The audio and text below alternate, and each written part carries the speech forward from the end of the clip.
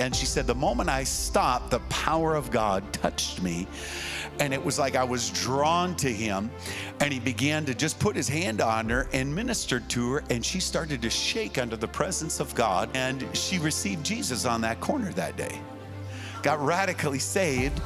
She went home to her family, told her family, so the whole family came out to the street corner the next day at that time, and the young man led the whole family to Christ. So she began to tell this story, and she said, so I thought that's what Christians did, was hand out pamphlets, so I'm handing out stuff. And she said, I'm not even a month old in Christ, and we get arrested. So she said, so literally that week, I come to trial, my family's there in the courtroom, and she says, I'm standing before the judge, and they're showing all the paraphernalia that I've been handing out.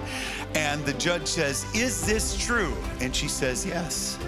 He says, fine, the judgment is immediate execution. And so they're hauling her down this hallway. And she says, all right, Jesus, it's worth it. I gave my whole life to you.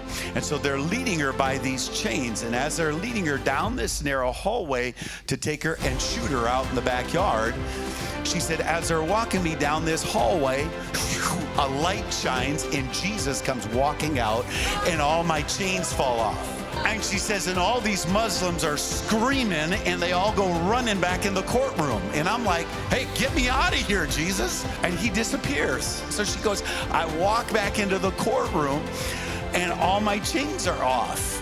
And the prison guards are all screaming in Arabic, and they're all saying this man appeared and all of this stuff. And the judge is banging on the gavel trying to get the courtroom back. And it's just chaos in there.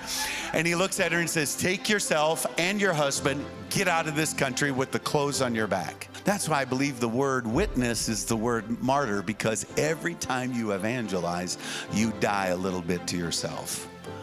A part of you dies, and a part of Christ lives.